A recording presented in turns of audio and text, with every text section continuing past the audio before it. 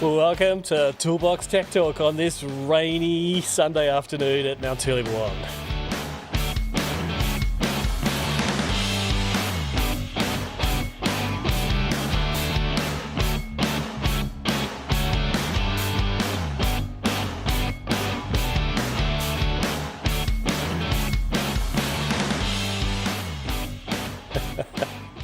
Anyway, enough of the tunes. Thanks everyone for chiming in and joining me for another Toolbox Tech Talk. I'm not sure what number we're up to now. It must be about 170 or something. Did an awful lot of them during COVID lockdown. It was kind of the thing that kept me sane, being stuck inside for weeks on end. Well, actually 276 days here in Melbourne. That was fun. I'm not sure what it was like where you were. Lots been happening here at the Smart Energy Lab. As always, new products, interesting people, new technologies that I'm learning about. It's a fun thing. So today, the lineup really is a bit of a mixed bag. I'm going to be kind of talking about some of the products that turned up in the lab in the last week or so. By the way, you might hear a bit of rain noise. I have a tin roof above me and I've got some audio dampening underneath it, but it is what it is. So I'm going to be looking at some of the products that turned up in the lab, and I've got a bit of a new setup here where I've got a little showcase off to the side here where I can actually show you some bigger things, because normally I just have my overhead camera, and so normally all I could do is show you tiny little things that sort of sit in front of my hands like a keyboard. But now I've got a kind of little showcase with a camera on it, so I'll be talking about some bigger stuff. I hope that's good. Oh, good to hear that the audio is fine, and yes, the gold chain is here. For anyone who hasn't ever seen me with my crazy plastic gold chain on, it's a bit of a joke really, because of just talking about technical stuff, I thought it'd be a bit boring, and I thought, well, let's ham it up a little bit, make it fun. And it's turned out to be my signature chain. When I travel the world, go to conferences, I put my chain on, everyone knows who I am. So, I'm not a very big guy, and I just sort of stand out in the crowd now. Haven't been mugged yet, fortunately. That's all going well. So, now, look, I just want to do a bit of a plug first, and it's actually a plug for the Smart Energy Council. Now, the Smart Energy Council here in Australia looks after the interests of a whole range of technologies for everything from solar panels, batteries, solar installers, etc., and does a lot of advocacy for our industry. And so John Grome's the CEO. He's out there all the time advocating for our industry. And one of the things that he's managed to do, which is of great benefit to everyone who's watching, no matter what country you're in, is if you're interested in Australian standards or Australian New Zealand standards, because they're a joint standard with New Zealand and every word is the same on both copies, is that he's managed to wrangle a deal with Standards New Zealand. Now you might go, hang on, why not Standards Australia? Well, the reason is that Standards Australia is a private company. It's owned, I think last time I looked, by a Swedish investment company, and they're listed on the stock exchange. So basically they're a profit-making entity, whereas Standards New Zealand is a government-owned entity, and it's about providing safety information to the industry. So Standards New Zealand are very amenable to coming up with negotiated packages, and so John negotiated a package of 15 of the essential standards for batteries and inverters, installation of those, off-grid systems, wiring size selection, a whole bunch. It's worth about $5,000 if you were to buy it from Standards Australia. And you get it for, now, deep breath here, free. That's right. No catches, no sign-ups. Well, there is a sign-up. You sign up for the Smart Installer program, which is also free. Eh? How can that be? Well, the reason it is B is that there's very kindly some sponsors sponsored the cost of that deal with Standards New Zealand. So, yeah, it's pretty awesome. And look, I'll see if I can bring it up for you. Where are we? Here we go. So that's the Smart Installer program. You just go to smartenergy.org.au, look under Programs. There's a tab there for Programs. And you choose Smart Installer. And then Smart Installer Membership.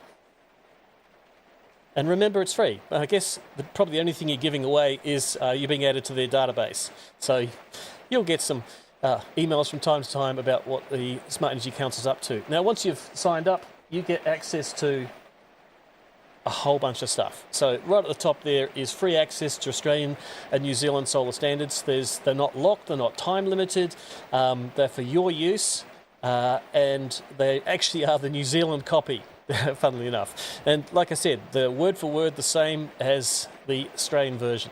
So there you go, that's a really useful thing for those in the industry who need to have access to the standards. Go and sign up for free with Smart Installer program. Cool. All right, that's my little plug for the day. Well, there's going to be a few other, you could call them plugs. I'd just like to talk about stuff that has come to my lab. This week, really kind of interesting stuff. Now, there's a problem in Australia, and for those watching in New Zealand, you look forward to this problem. It's called way too much solar on the grid. Yeah, Australia's been struggling with the amazing growth, particularly of rooftop solar. I mean, little old South Australia, where Simon, I think where you come from, on a good day is 100% renewable. That is amazing. I remember when AEMO were making predictions of about 15% being the maximum penetration of renewables before the grid would just fall over.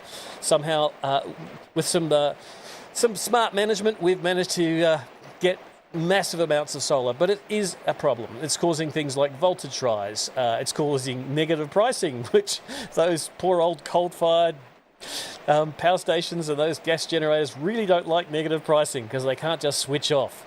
Well, maybe gas can, but coal can't just switch off. They have to start paying to generate. Well, that's a bit of a pain. So, and one of the things that's happened is initiated by South Australia because of their really high penetration of renewables was a scheme to have control over rooftop solar. I mean, one of the problems with rooftop solar really is it just synchronized with the sun, not with loads. It just generates whenever it wants to, and boom, suddenly there is a massive amount of solar in the middle of the day in sunny South Australia. So South Australia introduced a range of methods, and the latest one is what's called dynamic export control. Now, what does that mean? Well, it means that you have a device.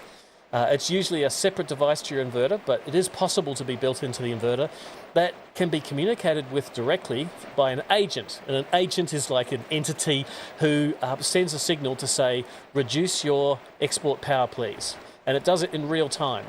That means they allow bigger systems to be installed because they know they can control the amount of excess coming off that system, rather than having just a hard limit. Like, typically a 5 kilowatt export limit was pretty common. Now it's quite often that you can have 10 kilowatts of export, but it has to be dynamically controlled. And it turns out that it hardly ever gets used. Sorry, the dynamic curtailment hardly ever gets used because they're momentary events generally. They're not really sustained events. So as a result, people are benefiting by having dynamic export control. Now, in Victoria and in Queensland have followed suit. In Victoria, it's known as the backstop, which is kind of a strange name. It sounds some sort of sporting analogy, but it basically means that the same methodology is being used, and it's written into a standard which is CSIP. So CSIP is the acronym, which is, oh gosh, I always seem to forget what CSIP stands for. Something inverter, something protocol. Anyway, someone in the chat, throw it in there for me. What is CSIP? Here's the first question for all those smarties out there. CSIP basically means that there is a protocol which agents can use to control inverters. Now, currently there's been a few third parties who provided that service, and notably companies like Catch Power with their Catch Control.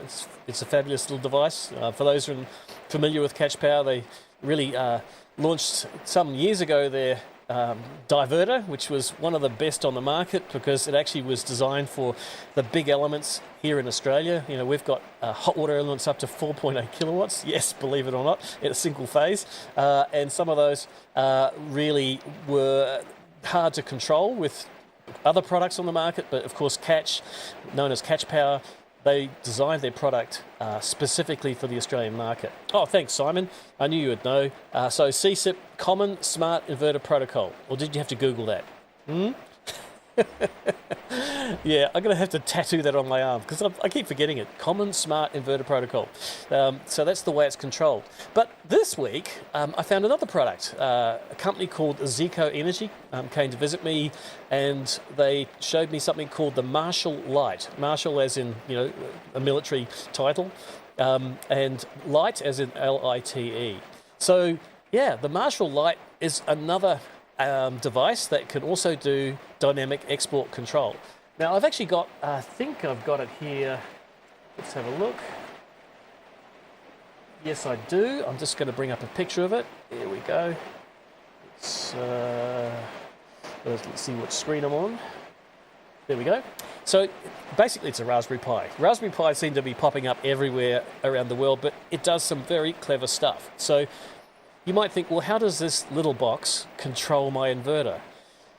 It does it in a clever way. Inverters often communicate over a network, whether it's Wi-Fi or wired network, using a protocol known as TCP/IP. That communication protocol is what the internet runs on. And the little box here, the Marshall Lite, does auto-discovery. Basically queries the Modbus registers. So it's Modbus over TCP/IP for the geeks out there, like Simon. And it queries all the devices on the network, and they self-identify. They say, oh, I'm a Fronius inverter. Oh, I'm a Sungrow inverter. They identify themselves right down to their model.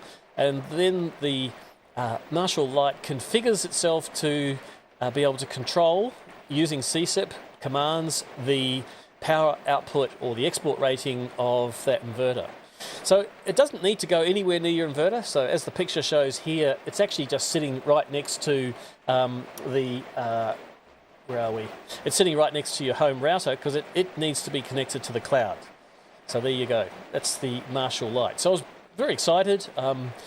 Price-wise, it's cheap. I can't actually remember off the top of my head, but I think it's less than $300. So it's a relatively cost-effective way of meeting backstop in Victoria and dynamic export control in South Australia, and I forget what they call it in Queensland, probably something similar, but it supports all of those. So that's pretty cool. And they've got a long list of inverter manufacturers that they've integrated with already. So there you go. That's one of the new bits of kit that arrived in my lab this week. And the other thing that arrived, well, they actually helped install it along with my electrician, Anne Wilson, is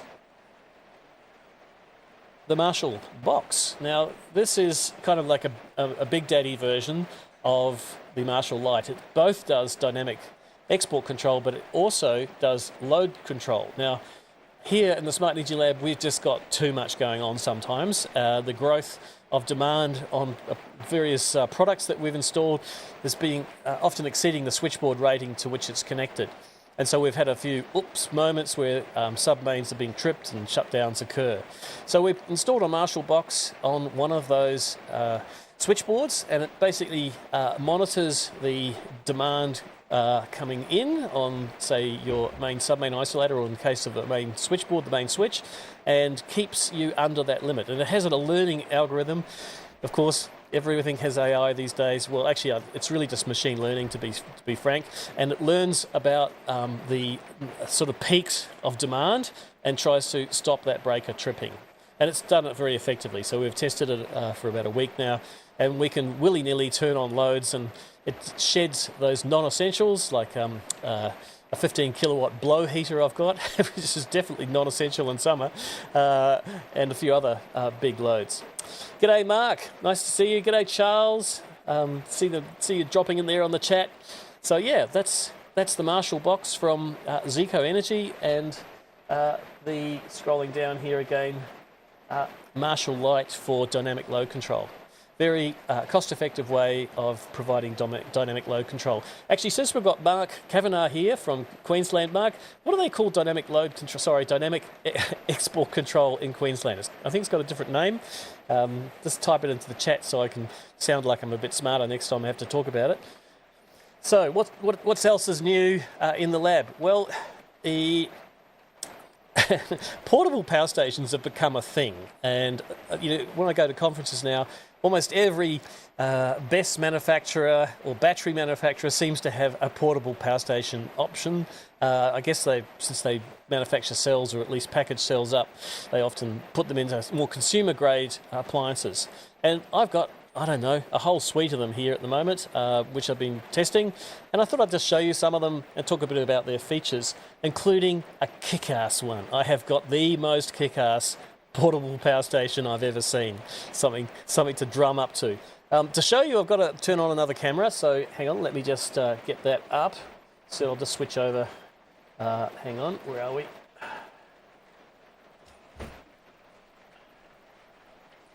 Just play some tunes while I switch over cameras. Okay. All right, yes, there it is. Okay, so what you're looking at here, very popular brand, Blue Yeti. Sounds like a Yeti, the Blue Yeti. They have a huge range of products. This is their AC240P, pretty grunty unit with 4 AC outputs, whole bunch of USB outputs. It's got 12 volt socket outputs, etc. Weighs around 33 kilos. It's a big beast, so it's probably something you wouldn't call luggable, something that's more likely to be left in a location like in the back of the ute or back of the caravan. But actually I'm using it as a UPS, so you're coming to watching live stream via the Blue Yeti at the moment, because it does UPS. It means that if my incoming supply, which is from my microgrid, fails, I've still got power. So cross my fingers, that doesn't happen right now. But anyway, it is a true UPS functionality. So it's pretty cool. And next to it is a Squared X. Now this is a smaller company. It's a bit of a startup who a friend of mine started some years ago, and this was their first product. Very luggable. You can carry it in one hand. It's probably about 15 kilos from memory. It's got about I think 2 kilowatt hours of battery, something like that, 1,000 watts of continuous power, and it's got a lot of USB ports. It's actually in high demand here at the co-op where I live from people who go camping every weekend. So we've got a lot of people who like to go away for the weekend camping, and they come and see me and say, "Glenn, can we just borrow that Squared X again?" Because the kids love plugging all their devices into it. So yep, it's got 4 230 volt outputs. It's got a solar input. It's got a 12 volt input from a cigarette socket in your car. It's got a cigarette socket output to run things like a fridge. USB-C 100 watt, 2 of them, so charging laptops, etc., and USB-A, 4 of them. That's pretty cool. But it is a little bit on the heavy side if you just want, say, some power in your tent, and that's where this little baby comes along. So this is much, much smaller. Ooh, better not show you the next one. And that little one next to it is from a company called Voltex, and it's I think 600 watt rated. I can't remember off the top of my head. It's got a light on the front which actually has 3 brightness levels, including flashing. So it's a great thing to just, with one hand, throw it in the tent, place it in the tent, and you've got light, you've got power. You could even run your fridge off it. So these devices are great as consumer products, but occasionally professionals out there actually want site power. And this is where I'm getting to it. Drum roll. Don't know if I've got my drum rolls ready, but no, I haven't. I do have some drum roll buttons over here, but no, I can't see them. Drum roll is something that's really grunty, and that is this Instagrid. Now, this is an Instagrid 1. It's a German-designed product, and it's being distributed in Australia by APS Power. They got the exclusive distribution rights. Now, this thing is tough. It's really tough. In fact, you can just kick it around. It's got a protective frame around it, but not just tough. It's a 15 amp output, 3,600 watts continuous. That's pretty cool in a portable device that you can pick up with one hand. And it's got 2.1 kilowatt hours of battery storage. But the thing that gets me is it's got 18 kilowatts of peak power. 18. I mean, you can start big grinders with this, arc welders, polishing machines, pumps, compressors, and it's just a pick up and go device. So it's actually got one socket outlet, so one 15 amp socket outlet AC, and it's got it's a special link used a lot in the film industry. So It's a pretty popular product in the film industry with DC power output as well. And you can plug it in and charge it from the grid from a 10 amp socket. It charges really quickly, 2.5 hours from completely empty. But here's the other thing that kind of got me, and for something that's a tradie tool, is that it's got a eSIM built in, so it uses the Telstra network, and you can find out where it is. It's got a GPS and an eSIM. So you go, hey boss, where's that Instagrid? Oh, let me check the app. Oh, it's on the other side of the work site. Oh, wait a minute, it's moving. Oh, it's going down the road. Someone's stolen it. Quick! So you can actually see where it is in real time. That's really pretty cool. Of course, the app gives you a whole lot of data about it as well, monitoring of its power and its kilowatt hours used and cycle life, etc. But wait, there's more, as they say, to coin a phrase. The Instagrid also can be paralleled, so you can have up to 3 of them using an external link. It's called the Instagrid link. And you can have 3 of these, so that gives you 3 times the storage capacity and 3 15 amp outlets. So that's pretty awesome. So there you go. I'm going to be doing a little show and tell on my channel. I've just recorded a unboxing video, and I'm going to be doing a use video showing this being used. But anyway, there you go. Portable power stations have come a long way from little babies like this, which are great for camping. Something like this, which is great for maybe a more permanent installation or sitting in your caravan for big power, to something that's really a generator replacement for a work site. So, I've plugged in a big heater here to test it out, and no trouble running a big blow heater. Kind of seems a bit wrong running a blow heater off a portable battery, but there you go, if you really needed it. Cool. Now, just looking at the chat here, see if there's any questions. What's it saying here? Okay, I'm just going to swing back to me. So, question from Charles is, if supply is 100% renewable, what does it sync to? Oh, yes, so I understand, Charles. We're backtracking to when I said that South Australia sometimes hits 100% renewable. The secret weapon is we have the NEM, the National Electricity Market, which is effectively the biggest or longest grid in the world. It stretches from far north Queensland all the way around to the remotest parts of South Australia. I think that's something like 4,000 kilometres long in a straight line, but it networks it sort of fishes out to all the perimeters of all the states. And it means that South Australia is connected via a link through to other states, and therefore there is a synchronisation coming from the rest of the NEM. So yeah, we don't lose sync because we've got 100% renewable in South Australia. If you did have 100% renewable, you would need some grid forming systems. I've actually got 100% renewable microgrid here, and what we have is a grid forming battery system. So it's a electronic power chain made up of 6 SPMC 482s, so they're 7.5 kilowatt rated continuous, 12 kilowatts for 30 minutes, and a huge 18 kilowatts each for 30 seconds, and there's 6 of them working in 3 phase. So basically it's a 45 kilowatt continuous rated grid, and it's connected to 152 kilowatt hours of Power Plus Energy batteries, the Life 4838Ps, and that forms a stable grid to which something like, I think, 30 inverters synchronized with on the microgrid. There's 7 homes, 6 labs, 8 EVSE charging stations, 2 DC fast chargers, community buildings. There's a lot going on, and so they all synchronize with that microgrid. So yeah, you can do it, 100% renewable.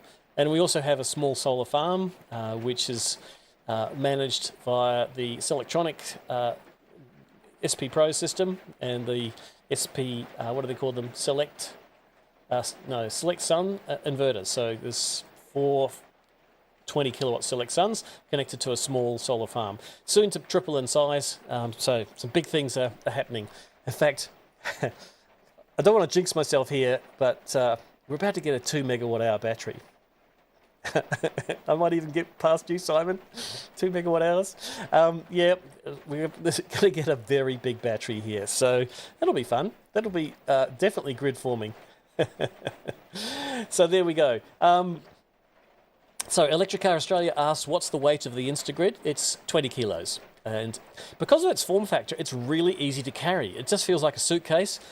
Think about it, you carry on luggage, you're allowed up to 23 kilos on the plane. Don't try and take an Instagrid on the plane. It's over the 200 milliwatt hour limit.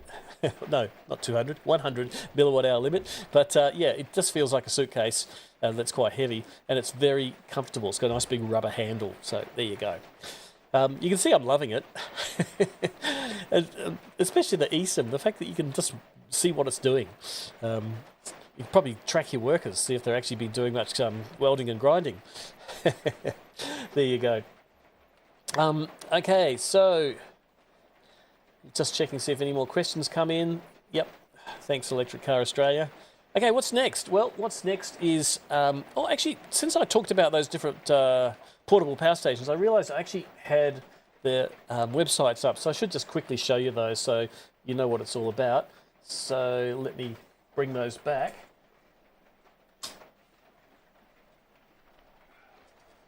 Okay, see if that works. There we go. So yeah, so that's the, oh, you can't see it yet. I've got about 7 screens in front of me. Sometimes I forget which button to press. Yeah, so that's the Blue Yeti portable power station. It's a big thing. I see they've got a sale on at the moment. So yeah, $600 off. That's pretty nice. And the Squared X, that small, quite luggable unit with lots of USB ports. In fact, I use portable power stations here instead of a USB output. I just put them on the table and plug all my devices into them. They're really convenient. Then we've got the little units from, in fact, Voltex make larger versions of this, but that's the small one, and they've got a whole range as well. Like I say, these portable power stations are becoming really popular. Effectively, it's your emergency power. If you have a blackout, you don't need a torch. You need a torch and you need power, and that's what these things are. And lastly, the Instagrid. So, hello, grid-like performance. Yep, you can weld with this thing.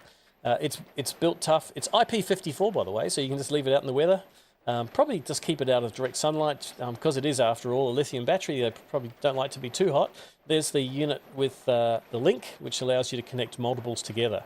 So, yeah, it's an industrial portable power station and available from APS Power. They're the exclusive distributors in Australia. So, big thanks to them. There you go. Okay, we're up to... Now, it's time to sort of dive into standards. Now, I always like to bring a bit of standards chat into the conversation here, and I'm just having a look at the chat questions here. Is anyone doing LTO power walls? So I guess what you mean there is a DIY power wall, as in lots of batteries soldered together. LTO being lithium titanate oxide, so that's a type of lithium battery, which is actually very stable. Hey, stand by. I've got one here. Hang on.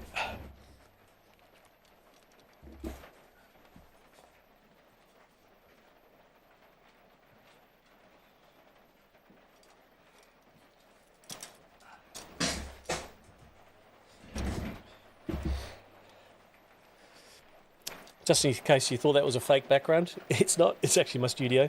There we go. So that is a 40 amp hour, 2.3 volt lithium titanate cell.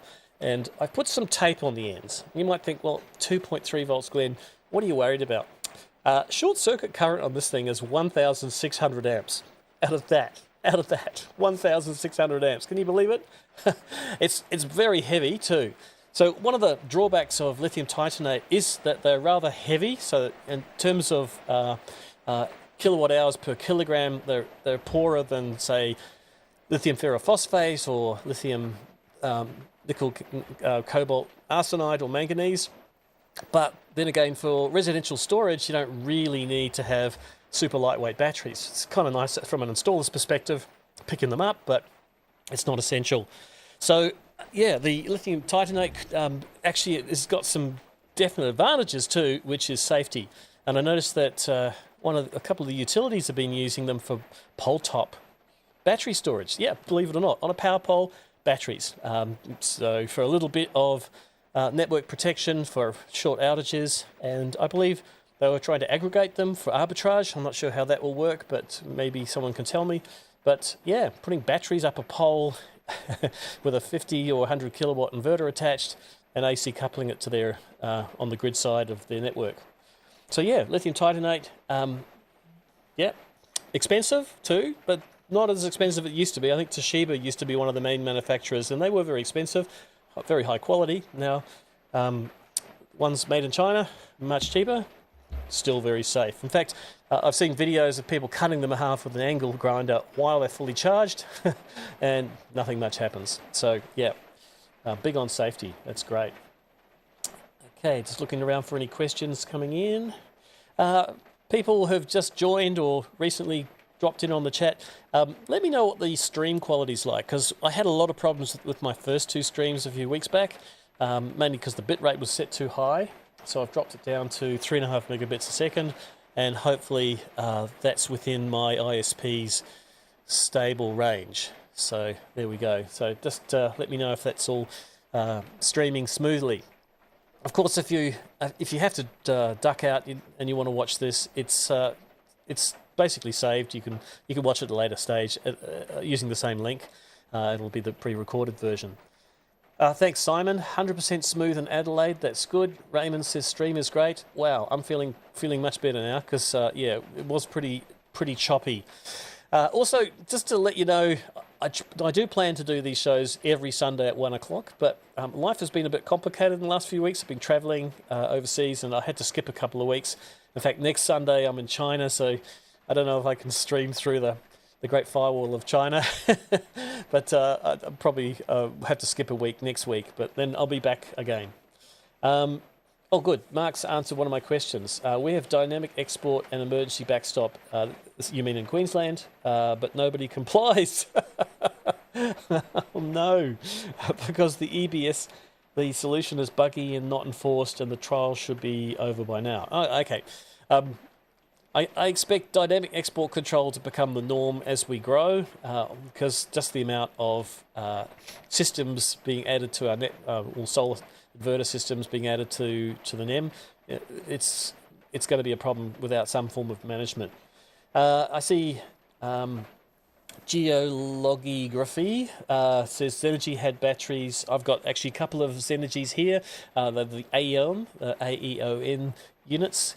The most interesting looking lithium battery systems you've ever seen. They look like giant black Toblerones. They're sort of triangular in shape, about 1.6 meters long. They're big things, but they look gorgeous and they're so strong. They're basically an aluminium triangulated case with initially 21 of these, but then they went to 23 to get slightly higher voltage to match the 48 volt nominal of most inverters that they connect to. And they're self-managed, the Aeons from Zenergy. Self-managed means that they'll work with any inverter that supports a 48 volt battery.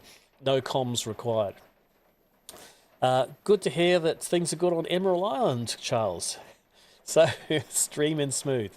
Now, let's get on to standards. I've got something prepared here. See if I can bring it up.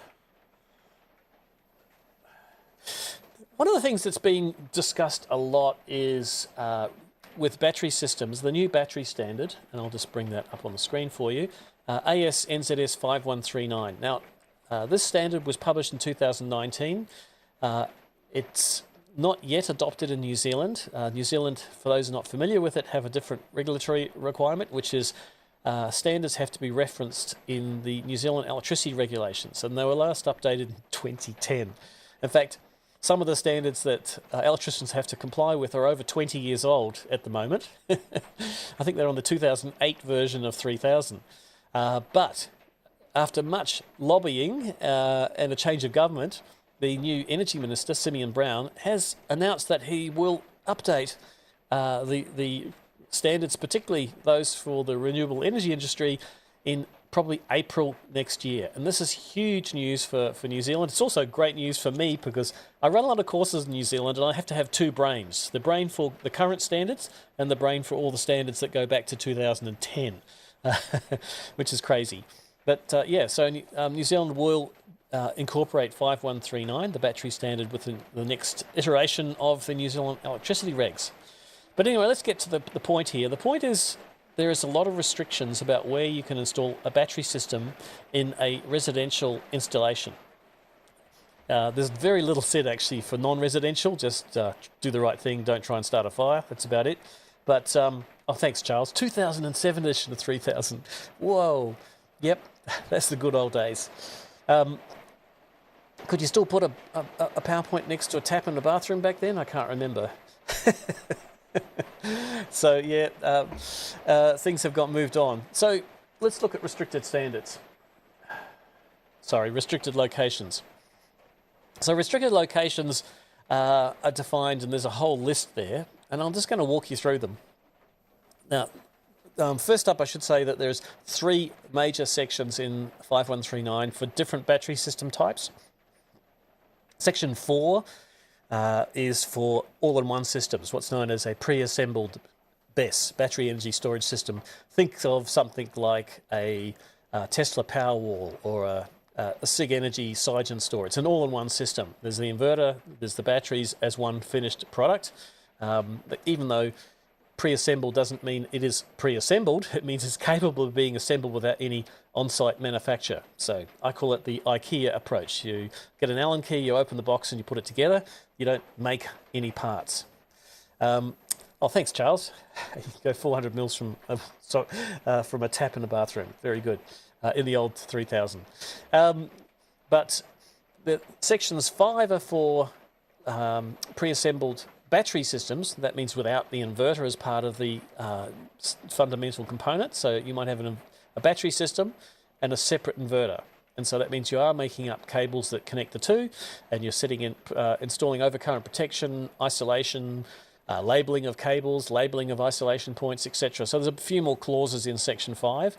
And then section 6 is a catch-all for every other type of system. So 4 and 5 are only for lithium-ion batteries, compliant with the best practice guide, whether it's a all-in-one or a separate battery and inverter, and section 6 is for everything else.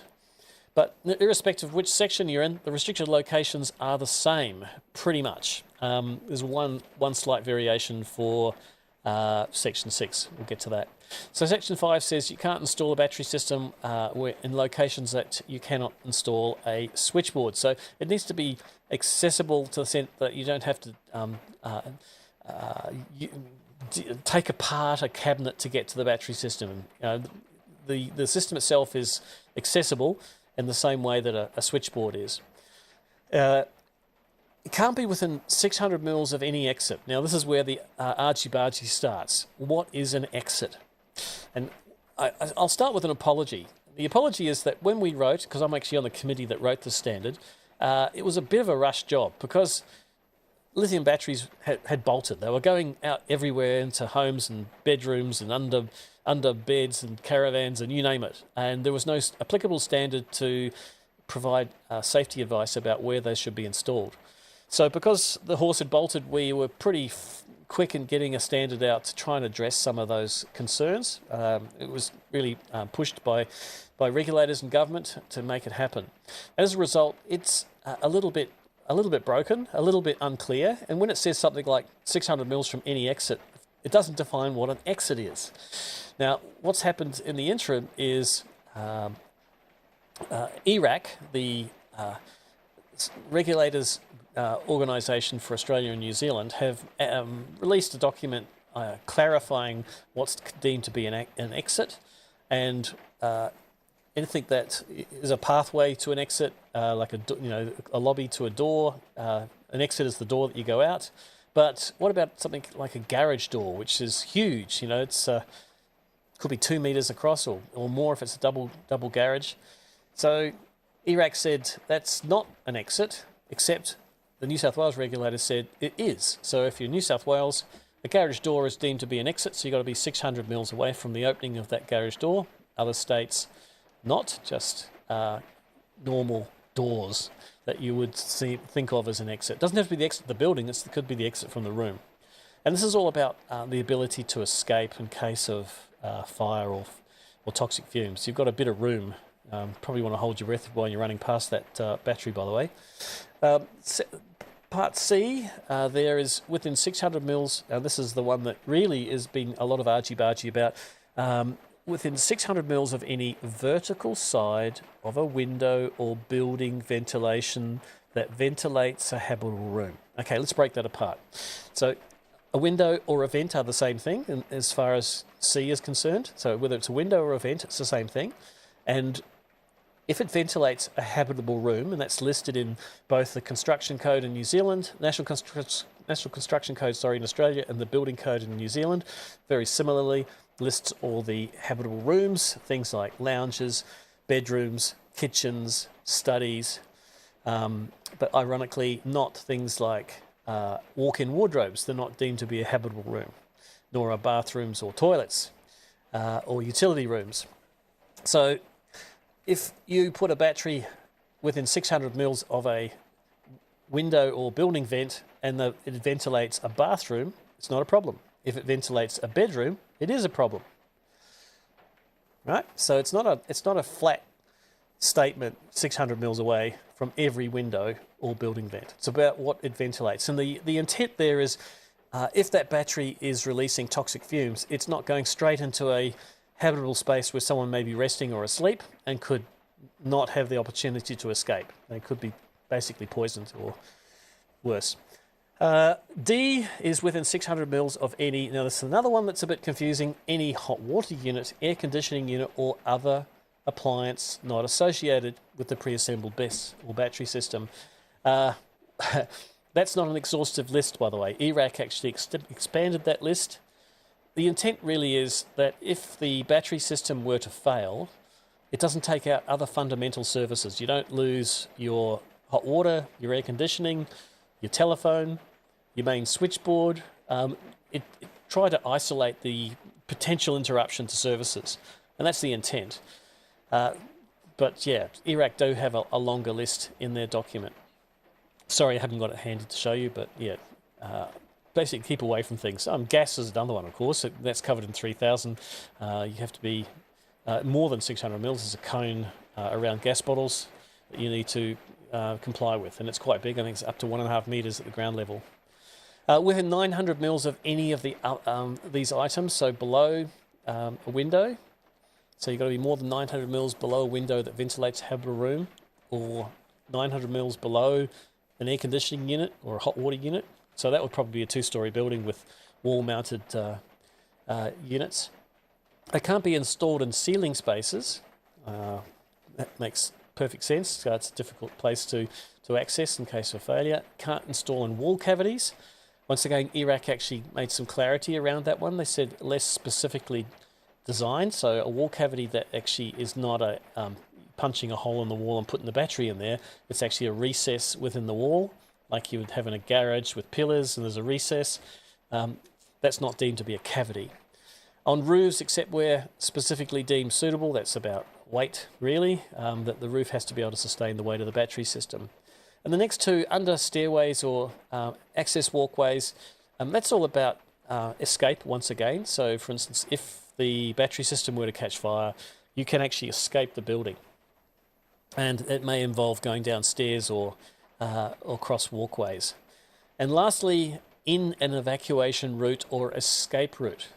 Now, this is not necessarily, in a commercial installation, you'll have an escape sign.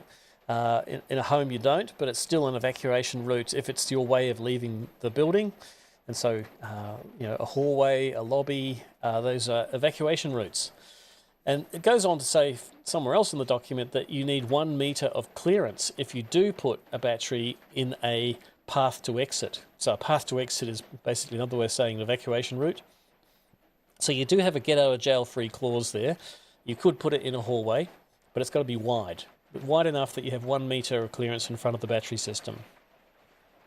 So as you can see, there's a lot of restrictions in a domestic installation about where you can install a battery system. Now, I noticed on Cutters, the Facebook group for sort of solar installers, there's been quite a lot of discussion about what about a corner, and so let me have a little bring up a corner for you. So there we go. Okay, so time to draw things. And by the way, feel free to ask me some questions. Don't think I've got any questions except one about LTO batteries and power walls. Okay, but yeah, feel free to put some questions in the chat. That's what we're here for. This is kind of like live, so you can try and pick my brain. So let's draw a house, and that's our floor plan. Okay, and we want to put a battery system here. So that's our battery system. Now it says if there's a habitable room behind. So let's say this is a bedroom. Okay, so we've got a bedroom behind that battery system. I don't know. Let's just make it kind of weird shape like this. So once you put a battery system with a habitable room behind, you're required to have a fire barrier that extends 600 mils horizontally. So we need 600 here. So greater than or equal to 600 millimeters. And this way as well, greater than or equal. But maybe you don't. Maybe you don't have 600 mils. Maybe this one here, the corner might be 400 to the corner. Do you have to go around the corner? Do you have to go around? And so to make that barrier meet the 600 mils in length. Now, this is where it gets a little bit confusing. The standard is silent on these, excuse the pun, corner cases, because we didn't consider all the possible ways a battery system could be installed. So it really comes down to interpretation, and I'm not going to tell you the answer because I'm not the person that makes that decision. It comes down to who your state regulator is and what they deem, I can actually zoom in a bit on that, there we go, what they deem to be compliant. So if in doubt, just do it. I know the CEC used to have a guideline showing such a situation where you had to go around a corner and you had to extend your fire barrier. Okay, so that's the corner case one. Here's another one. Okay, so this one's a bit simpler. It's the front of the house. Here's a door. This kind of feels like play school. Here's a window. All right, open wide, play school. And there's a habitable room behind there. So we want to put a battery system, and let's say this here is 1200. This here is 900. And this here is 3 meters. Well, it turns out, millimeters those are, millimeters. Okay, and that's 3,000 millimeters. There we go, didn't have enough M's. So looking at that, there's a habitable room behind. So habitable room in the back here. We've got a bunch of things to consider. We need to be 600 mils away from this door. So we've got a exclusion zone, I might do it in red, exclusion zone around this door. That's 600 wide, so that's our exclusion zone. Can't be within 600 of an exit, so that's 600 millimeters. Now, let's say that window does ventilate. Well, it's a habitable room behind. Chances are that window is openable. So we also need 600 around that window, and we need 900 below it. So, in fact, there's nowhere under that window. That's all exclusion zone. So we need 600 there, and 600 there, and we need 900 underneath. So basically, we've ruled out putting it next to the door, ruled out putting it under the window or next to the window, but we do have one spot here. So it looks like we've got 2.4 meters roughly to put in the battery system. And then you've got to consider the size of the battery system. Now, the battery system includes, in the case of a BESS, the inverter. So if you have a tall unit, so let me draw a tall unit here. Got this big tall unit. And so this is our BESS, B-E-S-S. And let's say it is, I don't know, we'll make it wide. We'll make it 1 meter wide. So it's quite a wide unit. I do have some wide BESSes here actually. So I've got a 1 meter wide BESS. Do we still have enough room? So I'm looking at my sums here in real time. I think I had 2.4 meters left. I've taken away 1, so I've got 1.4 meters. that just gives me enough. It means I've got 700 either side, so I can do it. I can put it there. But now I have to put a fire barrier behind it, because what I've done is put it away from those exclusion zones from the door, but I need to have a fire barrier that extends, and I'll draw it in red as well, but now solid.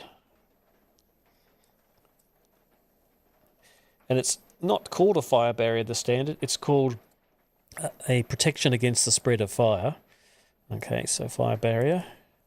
And it needs to be 900 mils higher than the top of the whole BESS, and at least 600 mils, it's a fairly repetitive number, these numbers, wider than the BESS.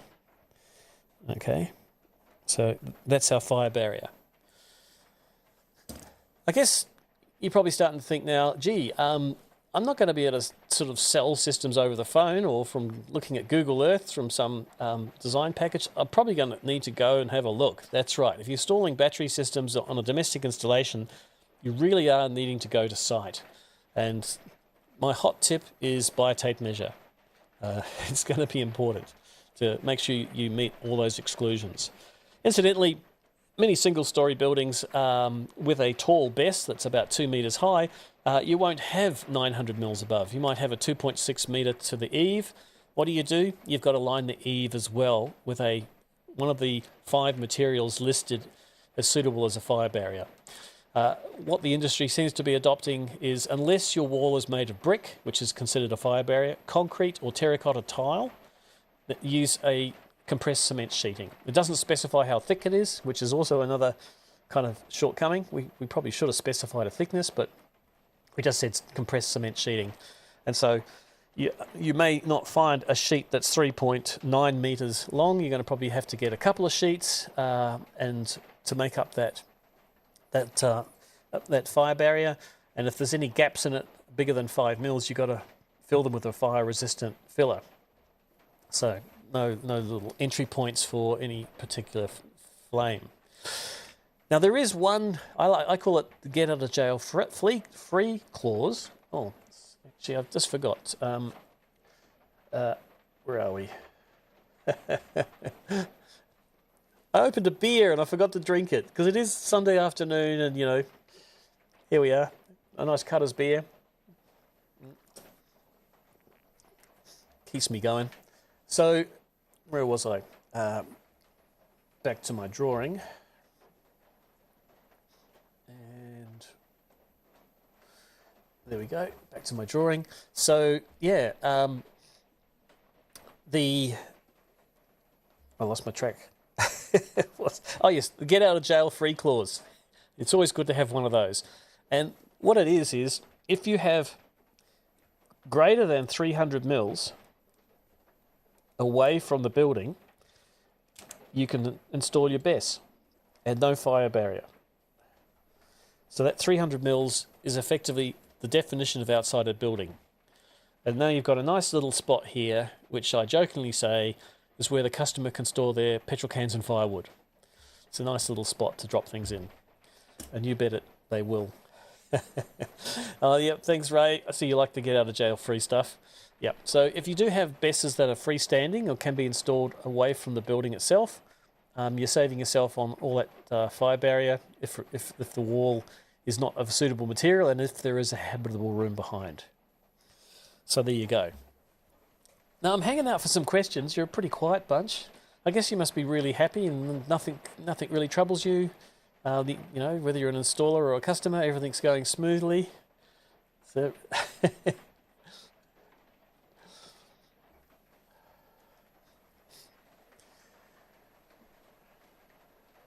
okay, so let me just see if I had anything else lined up for you. No, that's about it actually. So yeah, maybe I'll just do a little wrap, which is to remind you that I'm skipping another week because I'll be overseas and won't have a chance to do another live stream. And I see Raymond just threw a question in, the 5 materials. 5 materials, actually, there is a little bit of explainer with that 5 materials, so maybe I'll finish with that and I'll just get my drawing pad out again. Where are we? Okay. So materials are brick, concrete block,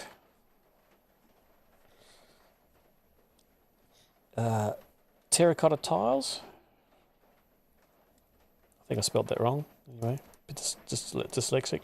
There's one more. I can't remember what it is. But anyway, and the fifth one, oh yeah, cement sheeting. Yep, there we go. Cement sheet.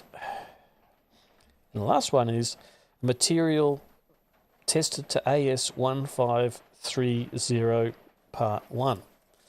And that is a mistake. We should never have said that. So let's call this not a good choice. The reason is AS1530.1 is an Australian standard for non-combustibility. And you go, woohoo, that's what we want in a fire barrier.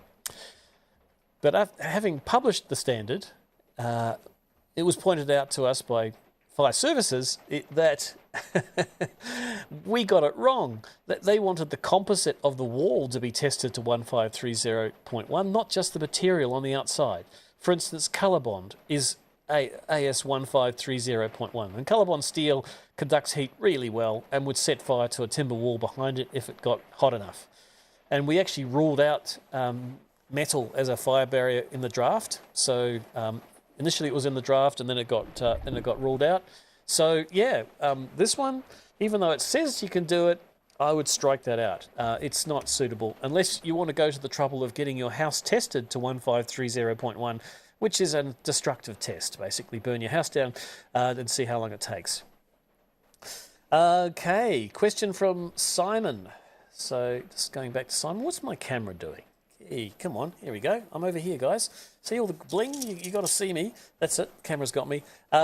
Simon says, once you've got a DC bidirectional charger on site, well, I have one already, are you going to try pulling energy via CCS2, which is the most common type of combined charging system, which is your AC and DC big plug, from cars that are not officially stated for support, e.g. Tesla Model Y? Well, actually, I've got a Tesla Model 3, so I'm very keen to find out if I can hack it. Simon, hack it? But there is already cars that are compatible, so I believe the Porsche Taycan and Will Hall from SIG Energy is going to bring one up here, he tells me, so we're going to do a little video showing the Porsche Taycan running my house, and I'm pushing him to leave it behind, but I don't think that'll happen. Simon pointed out that there's a product which Red Earth are actually OEM product from Ambibox that Red Earth are selling, which is a bidirectional charger as well. I saw that being released last week, and apparently they've actually tested it already with a bunch of cars that aren't officially supported. So let's talk about what support means. Now you might think, well, if you've got a bidirectional charger, why doesn't it just work? Well, really, the car manufacturer has some control over how their battery's used, and there's a communication. There's a couple of pilot pins in that CCS2 to ensure that you can't unplug it when it's actually under load, and also things like locking it, and the car letting the charging source know its capacity, so how full it is, and also at what rate it can be charged. So those kind of communications have to occur. Now with bidirectional, I assume that you would actually still need the car to approve that bidirectionality, but I don't know. And Simon, sounds like there is a hack.